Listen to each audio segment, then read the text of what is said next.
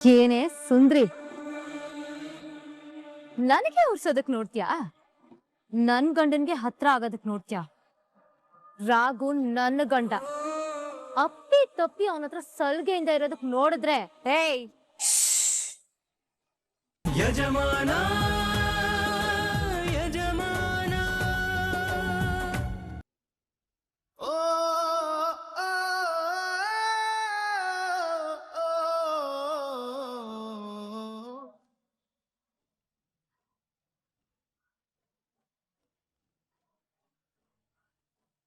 ಏನೇ ರಾಘವೇಂದ್ರ ಅವ್ರ ಜೊತೆ ಫೇಕ್ ರೊಮ್ಯಾನ್ಸ್ ಮಾಡಿ ನನ್ಗೆ ಉರ್ಸೋದಕ್ ನೋಡ್ತೀಯಾ?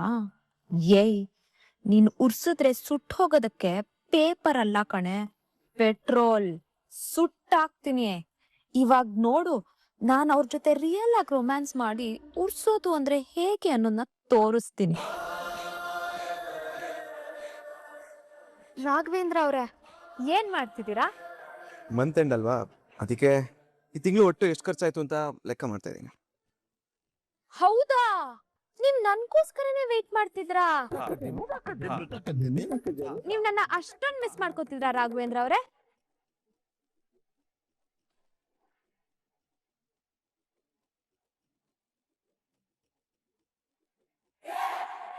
ಡೋಂಟ್ ವರಿ, ಇನ್ನೊಂದ್ ಸ್ವಲ್ಪ ದಿನ ಆಮೇಲೆ ನಾವಿಬ್ರು ಒಬ್ರನ್ನೊಬ್ರನ್ನ ಮಿಸ್ ಮಾಡ್ಕೊಳ್ಳೋ ನೆಸೆಸಿಟಿನೇ ಬರಲ್ಲ. ಯಾಕೆಂದ್ರೆ ನಾವಿಬ್ರು ಮದ್ವೆ ಆದ್ಮೇಲೆ ಯಾವಾಗ್ಲೂ ಜೊತೆಲೇ ಇರ್ತೀವಿ ಅಲ್ವಾ?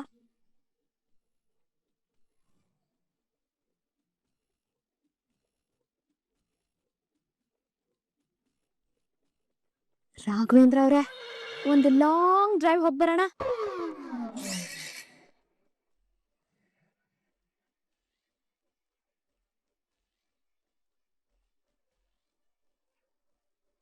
ಓ, ಇವಾಗ ಬೇಡ, ಬೇರೆಯವ್ರ ಕಣ್ ಬೀಳುತ್ತೆ ಅಂತ ಯೋಚನೆ ಮಾಡ್ತಾ ಇದ್ದೀರಾ?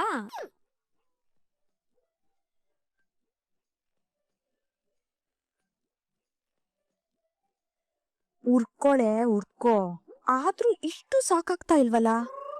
ನೋಡು ಇವಾಗ ಏನ್ ಮಾಡ್ತೀನಿ ಅಂತ. ಸರಿ ರಾಘವೇಂದ್ರ ಅವ್ರೆ, ಹಾಗೆ ಮಾಡೋಣ. Good night. Good night.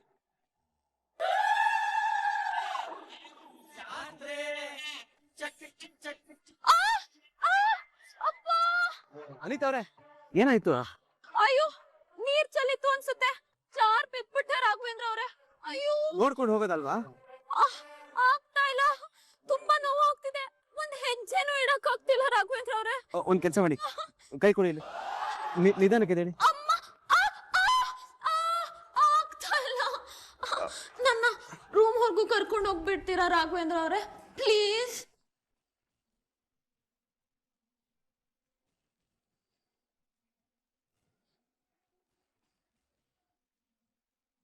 Raghavendra ಅವ್ರೆ, ಏನ್ ನೋಡ್ತಿದ್ದೀರಾ? ಪ್ಲೀಸ್ ಎತ್ಕೊಳ್ಳಿ.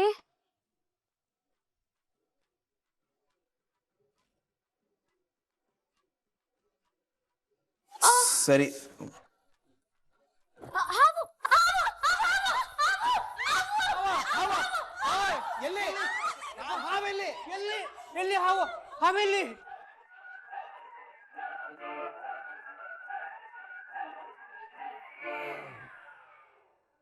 ಅಯ್ಯೋ, ನಮ್ಮನೆ ಒಳಗಡೆ ಹಾವು ಬಂತು. ಲೇ ರಾಘು, ಹಾವಿಡಿಯವ್ರು ಫೋನ್ ಮಾಡೋ. ಎಲ್ಲಮ್ಮ ಹಾವು ಎಲ್ಲಿ? ಮೇಡಮ್, ಹಾವೆಲ್ಲಿ ಯಾವ ಕಡೆ ಹೋಯ್ತು? ಎಲ್ಲಿದೆ? ಅದು ಟಿವಿಲ್ ಬಂದಿತ್ತು, ಹೋಯ್ತು.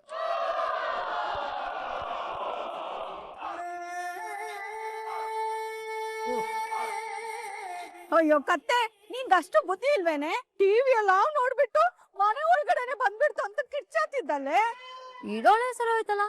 ನಾನೇನ್ ಮನೆ ಒಳಗಡೆ ಹಾವು ಬಂತು ಅಂತ ಹೇಳದ್ನ? ನನ್ಗ್ ಹಾವು ಬಂದ್ರೆ ಭಯ, ಅದಕ್ಕೆ ಕಿರ್ಚ್ಕೊಂಡೆ. ನಿನಗೆ ಹಾವು ಕಂಡ್ರೆ ಭಯ ಇರುತ್ತೋ ಇಲ್ವೋ ಗೊತ್ತಿಲ್ಲ, ಆದ್ರೆ ಹಾವ್ಗಂತೂ ನಿನ್ನ ಕಂಡ್ರೆ ಭಯ ಇದ್ದೇ ಇರುತ್ತೆ ಬಿಡಮ್ಮ. ಅಲ್ಲಮ್ಮ, ನೀನ್ ಕಿರ್ಚ್ಕೊಂಡಿದ್ ನೋಡಿ ನನಗ್ ಕಾಲ್ ನೋವು ಅನ್ನೋದನ್ನ ಮರ್ತು ನಾನು ಓಡ್ ಬಂದಿದ್ದೀನಿ. ಇನ್ನೊಂದ್ಸಲ ಕಿರ್ಚ್ಕೋಬೇಕಾದ್ರೆ ಸ್ವಲ್ಪ ಯೋಚನೆ ಮಾಡಮ್ಮ, ಯಾರಿಗಾದ್ರೂ ಹಾರ್ಟ್ ಅಟ್ಯಾಕ್ ಆಗ್ಬಿಟ್ಟಾತು. ಯಾಕೆ ಯಾಕೆ ಎಲ್ರು ಭಯದಲ್ಲಿದ್ದೀರಾ ಹಾವು ಹಾವು ಅಂತ? ದೊಡ್ಡಪ್ಪ ಭಯದಲ್ಲಿ ಸೋಫಾ ಮೇಲೆ ನಿಂತಿರೋರು ನೀವು. ನಾನ್ ಮೇಲ್ ಹತ್ತಿರೋದು ಭಯದಿಂದ ಅಲ್ಲ, ಮೇಲ್ಗಡೆ ಇದ್ರೆ ಹಾವು ಎಲ್ಲಿದ್ರು ಕಾಣಿಸುತ್ತಲ್ವಾ, ಅದಕ್ ನಾನ್ ಮೇಲ್ ಹತ್ತಿದ್ದು. ಈಗ ಹಾವಿಲ್ಲ ಅಂತ ಎಲ್ರಿಗೂ ಗೊತ್ತಾಯ್ತು ತಾನೆ? ಹೋಗಿ ಹೋಗಿ ಎಲ್ರು ಹೋಗಿ ಡಿಸ್ಪೋಸ್ ಆಗಿ ಬಾರೆ, ಸ್ವಲ್ಪ ಕಾಲೊತ್ತು ಬಾ.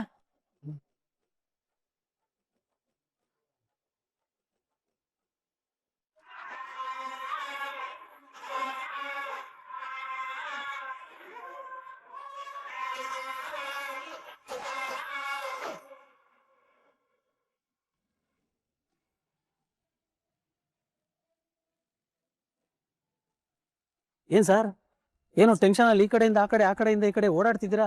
ಜಾನ್ಸಿ ಮೇಡಮ್ ಫೋನ್ ಮಾಡ್ತಾ ಇದೀನಿ, ಅವ್ರು ರಿಸೀವೇ ಮಾಡ್ತಾ ಇಲ್ಲ. ಸರ ಮೇಡಮ್ ಅವ್ರ ಎಲ್ಲರೂ ಬಿಸಿ ಇರ್ಬೇಕನ್ನಿಸ್ತೈತ್ರಿ. ಅದೇ ಗಂಡ ಹೆಂಡತಿ ಮಧ್ಯೆ ಹೊಂದಾಣಿಕೆ ಶುರುವಾಗಿ ಅತ್ತೆ ಮನೇಲಿ ಒಂದು ಹೋಳ್ ಸಿಕ್ತಲ್ವಾ, ಈಗ ಈ ರಾಯನ ಮರ್ತು ಬಿಟ್ಟಿದ್ದಾರೆ. ಅಯ್ಯೋ ಸರ್, ನಮ್ ಜಾನ್ಸಿ ಮೇಡಮ್ ಮಾತಾಡ್ದವ್ರಲ್ಲ ಸರ್. ಅಲ್ಲ ಅಂದ್ಮೇಲೆ ಫೋನ್ ರಿಸೀವ್ ಮಾಡಿ ಮಾತಾಡ್ಬೇಕಿತ್ತು ತಾನೆ. ನೋಡ್ತಬಲ ಅಲ್ಲಿ ಪ್ರಾಬ್ಲಮ್ ಇದ್ದಾಗ ನಾನ್ ಬೇಕಿತ್ತು, ಫೋನ್ ಮಾಡ್ತಿದ್ರು, ಮಾತಾಡ್ತಿದ್ರು. ಹಾಗಲ್ಲ ರಾಯ್ ಹೀಗೆ, ಹೀಗಲ್ಲ ರಾಯ್ ಹಾಗೆ ಅಂತ ಹೇಳ್ತಾ ಇದ್ರು. ಇವಾಗ ನೋಡು, ಫೋನ್ ರಿಸೀವ್ ಮಾಡದೆ ಇರೋಷ್ಟು ಬಿಸಿ. ಯಾಕೆ ಹೇಳ? ಗಂಡ ಸಂಸಾರ ಮನೆ ಅಂತ ಸುಖವಾಗಿದಾರಲ್ವಾ, ಅದಕ್ಕೆ. ಸರ ಅವ್ರಲ್ಲಿ ಖುಷಿಯಾಗಿ ಯಾವಾಗ್ಲೂ ನಕ್ಕೊಂತಿರ್ಬೇಕನ್ನೋದಲ್ವೇನ್ರಿ ನಮ್ಮ ಆಸೆ. ಹೌದು ಮಲ್ಲಿ, ಆದ್ರೆ ಈಗ ಮೇಡಮ್ ನಮ್ಮನ್ನ ಮರ್ತಿರೋದು ತಪ್ಪಲ್ವಾ? ಅವರು ಮನೆ ಬಿಟ್ಟು ಹೋಗಿರ್ಬೋದು, ಆದ್ರೆ ಅವ್ರ ಬಗ್ಗೆ ನಾವು ಯೋಚನೆ ಮಾಡ್ತಾ ಇದೀವಿ. ಅವರು ನಮ್ಮನ್ನ ಮರ್ತಿರ್ಬೋದು, ಆದ್ರೆ ನಾವು ಅವ್ರ ನೆನಪಲ್ಲೇ ಬದುಕ್ತಾ ಇದೀವಿ. ನಿಜ ಹೇಳ್ಬೇಕು ಅಂದ್ರೆ ನಾವು ಅವ್ರ ಹೆಸರು ಹೇಳ್ದೆ ದಿನ ಶುರು ಮಾಡಲ್ಲ, ದಿನ ಮುಗಿಸೋದು ಇಲ್ಲ. ಅಂತದ್ರಲ್ಲಿ ಅವ್ರು ಫೋನ್ ರಿಸೀವ್ ಮಾಡ್ತಾ ಇದ್ರೆ ಬೇಜಾರಾಗಲ್ವಾ ಹೇಳೋ? ನಿಮ್ ಪಾಯಿಂಟ್ ಅಲ್ಲೂ ಲಾಜಿಕ್ ಇದೆ ರಾಯ್ ಸರ್. ಹಾ ಸರ್, ಮೇಡಮ್ ಫೋನ್ ರಿಸೀವ್ ಮಾಡ್ಲಿಲ್ಲ ಅಂದ್ರೆ ಏನಂತೆ? ಹೇಗಿದ್ರು ರಾಘು ಸರ್ ಮೇಡಮ್ ಜೊತೆನೆ ಇರ್ತಾರೆ, ಅವ್ರಿಗೆ ಫೋನ್ ಮಾಡಿ. ಹೌದಲ್ವಾ, ಈ ಐಡಿಯಾ ನನಗೆ ಬರ್ಲೇ ಇಲ್ಲ. ಇರು, ಈಗ ಮಾಡ್ತೀನಿ.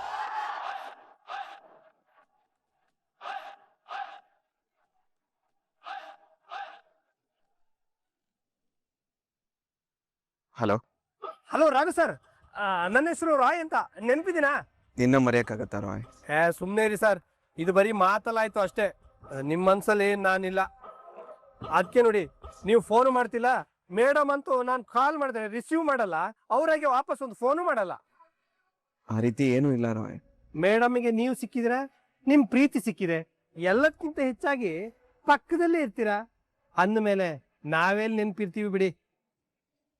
ಇವಾಗ್ಲೇ ಇನ್ನು ಮಕ್ಕಳು ಮರಿ ಆದ್ಮೇಲೆ ಏನು ಕತೆ ಅಂತೀನಿ. ಅವಾಗಂತೂ ನಾವು ಮುಂದೆ ಬಂದ್ರೆ ನೀವ್ ಯಾರು ಅಂತ ಕೇಳಿದ್ರೆ ಅನ್ಸುತ್ತಲ್ವಾ?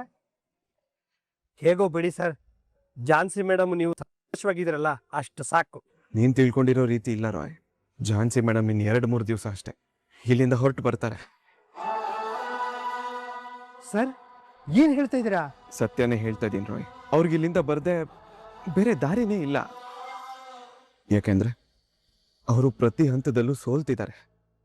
ನಿಜ ಹೇಳ್ಬೇಕು ಅಂದ್ರೆ ಅವ್ರು ಸೋಲ್ತಿದ್ದಾರೆ ಅನ್ನೋದಕ್ಕಿಂತ ನಮ್ಮ ಮನೆಯವರೆಲ್ಲರೂ ಸೇರ್ಕೊಂಡು ಅವ್ರನ್ನ ಪ್ರತಿ ಹಂತದಲ್ಲೂ ಸೋಲಿಸ್ತಿದ್ದಾರೆ ರಾಯ್. ಏನ್ ಸರ್ ನಿಮ್ ಮಾತಿನ ಅರ್ಥ?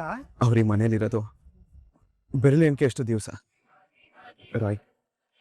ಇನ್ನೊಂದು ವಿಚಾರ, ಈ ವಿಷಯ ಯಾವುದೇ ಕಾರಣಕ್ಕೂ ತಾತಂಗೆ ಗೊತ್ತಾಗ್ಬಾರ್ದು. Sir hello sir. ಏನ್ ಸರ್, ಏನಂತೆ?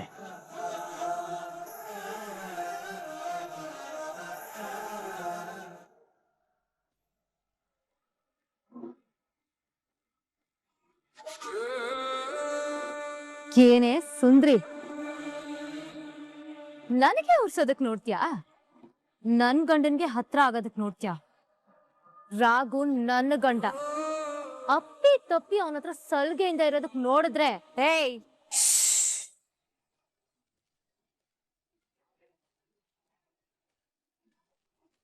ನೀನು ಉರಿಯೋ ಬೆಂಕಿ ಆದ್ರೆ ನಾನು ಸುರಿಯೋ ಮಳೆ. ಸುಟ್ಟಾಕದಕ್ ನೋಡಿದ್ರೆ ಬೂದಿ ಆಗದ್ ನೀನೆ. ರಾಘು ನನ್ನ ಗಂಡ, ನನಗ್ ಸೇರ್ದವನು. ನೀನ್ ತಿಪ್ಪರ್ಲಾಗ ಹಾಕಿದ್ರು ಅವನ್ನ ಪಡ್ಕೊಳ್ಳೋ ಅವಕಾಶ ನಿನಗ್ ನಾನ್ ಕೊಡಲ್ಲ. ನೀನಲ್ಲ, ನಿನ್ನಂತ 100 ಅನಿತಾ ಬಂದ್ರು ನನ್ ಗಂಡನ ನನ್ನಿಂದ ದೂರ ಮಾಡೋದಕ್ ಸಾಧ್ಯನೇ ಇಲ್ಲ. ನನ್ ಗಂಡನ್ನ ಮುಟ್ಬೇಕು, ಅವನ ಹತ್ರ ಸಲಿಗೆಯಿಂದ ಇರ್ಬೇಕು ಅಂತ ಆಸೆ ಪಟ್ಟಿದ್ದಕ್ಕೆ ಈ ರೀತಿ ಮಾಡಿದೀನಿ. ಅದನ್ನ ಬಿಟ್ಟು ಟಚ್ ಮಾಡಿಸ್ಕೊಂಡೆ ಅಂತ ಇಟ್ಕೋ, ಅದ್ರ ಪರಿಣಾಮ ಬೇರೆನೆ ಇರುತ್ತೆ. ಏಯ್, ಏನೇ ಮಾಡ್ತ್ಯಾ? ನೀನ್ ಟಚ್ ಮಾಡಮ್ಮ, ಆಮೇಲೆ ಗೊತ್ತಾಗತ್ತೆ. ಏಯ್, ನನ್ ಗಂಡನ್ನ ಮುಟ್ಟೋ ಅಧಿಕಾರ ಇರೋದು ಬರೀ ನನಗೆ. ನೀನ್ ಈ ಮನೇಲಿ ಇರೋವರೆಗೂ ನನ್ ಗಂಡನಿಂದ ದೂರ ಇದ್ರೆ ನಿನಗೆ ಒಳ್ಳೇದು. ಇಂಥ ಆಟಗಳನ್ನೆಲ್ಲ ಬಿಟ್ಟು ನೆಮ್ಮದಿಯಾಗಿ ನಿದ್ದೆ ಮಾಡು. ಹೋಗು, ಆರಾಮಾಗಿ ಮಲ್ಕೊ. Good night.